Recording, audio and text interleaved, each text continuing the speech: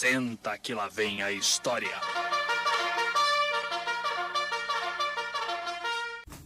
Boa tarde, gente. Estamos aqui hoje para falar um pouquinho disso daqui, a penicilina, que por aqui a gente vai tratar como ácido aminopenicilínico.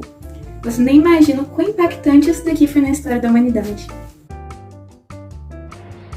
A penicilina ela foi descoberta pelo Alexander Fleming em 1928 por acaso. Esse pesquisador estava estudando a bactéria do gênero Staphylococcus e percebeu que sua amostra tinha sido contaminada por algum tipo de fungo. Depois de uma análise, ele viu que o fungo que estava nessa amostra era do gênero Penicillium e que esse tipo de fungo produzia uma certa substância que inibia o crescimento bacteriano. Surgia naquele momento o mais famoso antibiótico da história. A penicilina é um antibiótico natural derivado de um fungo, o bolor do pão, conhecido como Penicillium chrysogenum, e está disponível como fármaco desde 1941, sendo o primeiro antibiótico a ser utilizado com sucesso, usado contra infecções bacterianas de gram positivo e algumas de gram negativo. As bactérias têm muitas particularidades entre si. Então, o método a fim de diferenciá-las é o método grão de coloração, composição e propriedades químicas. As bactérias podiam ser coloradas de azul ou vermelho devido à precipitação do cristal violeta com Lugol no interior do citoplasma da célula, sendo então uma gram positiva, que tem uma membrana externa mais grossa que cobre a membrana citoplasmática com peptidoglicanos e ácidos teicoicos. As gram negativas têm duas membranas, uma externa e a interna, que se diferem por ter lipopolissacarídeos.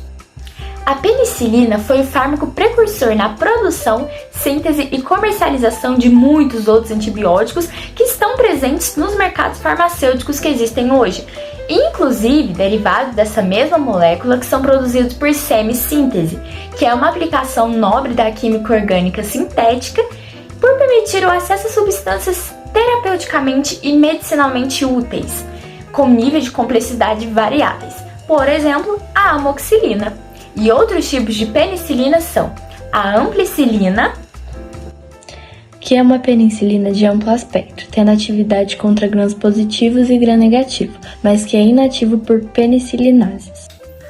Penicillinase é um tipo específico de lactamase. Lactamases são enzimas resistentes à ação de antibióticos.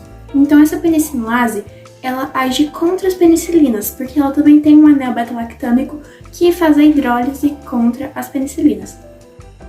Incluindo as produzidas por Staphylococcus aureus e Escherichia coli, muitas cepas de Haemophilus influenzae, Moraxella catarrharis, Neisseria gonorrhea, Salmonella e Shigella são resistentes. A ampicilina é uma boa opção apenas quando testes de susceptibilidade estão disponíveis. carbenicilina é uma penicilina acidolábil que se destrói no estômago pela acidez gástrica e por isso somente é empregada por via parenteral, principalmente contra a flora gram-negativa.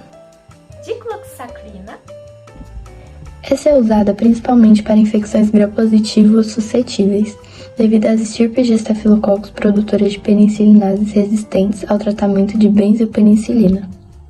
naficlina Essa se liga fortemente às proteínas e, consequentemente, atinge concentrações menores no soro do que as penicilinas que não se ligam tão fortemente às proteínas, como a ampicilina e a penicilina G. Então são usadas como gram-positivas.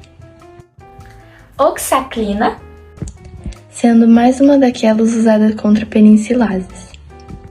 penicilina G É uma penicilina de depósito pouco hidrossolúvel e seu uso é exclusivamente intramuscular para gram-positivas e negativas. A nossa queridinha benzetacil é um grande exemplo disso aqui. penicilina V Ativa contra cepas sensíveis de cocos gram-positivos, porém facilmente hidrolisadas por penicilinase.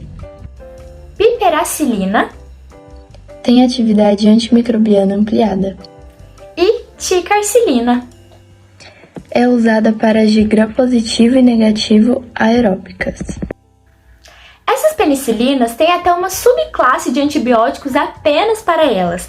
São chamados antibióticos beta-lactâmicos, porque eles têm uma estrutura química chamada anel beta-lactâmico, que serve para a inibição da parede celular bacteriana e é o principal responsável pelo mecanismo de ação delas contra tudo isso que nós falamos. A penicilina age impedindo que as bactérias formem uma parede celular, o que resulta em morte das bactérias do nosso corpo, mesmo as que fazem bem, sabe? A penicilina inibe uma enzima chamada transpeptidase, que atua na formação do peptidoglicano, importante componente da parede celular bacteriana. Essa inibição faz com que a penicilina provoque uma rápida lise, destruição da célula e, consequentemente, morte das bactérias. Então nós usamos ela em uso oral normal, com os nossos remédios ou com as intramusculares em injeções contra as diversas doenças como Streptococcus pyogenes e Streptococcus pneumoniae, sífilis, gangrena gasosa, meningite bacteriana, epiglotites, otites, sinusites e diversas outras infecções bacterianas. Elas raramente têm efeito colateral, mas quando surgem as reações mais conhecidas, são reações urticantes, choque anafiláticos, vermelhidão na pele, febre, nefrite intersticial alérgica, anemia hemolítica, trombocitopenia, convulsões e abalos musculares. A penicilina, logo após seu surgimento, ela foi extremamente importante no tratamento de doenças infecciosas desencadeadas por ferimentos. Ela foi utilizada, por exemplo, para tratar soldados feridos na Segunda Guerra Mundial. Falando em impacto já, a descoberta da penicilina foi, sem dúvidas, um grande avanço para a medicina em todo o mundo.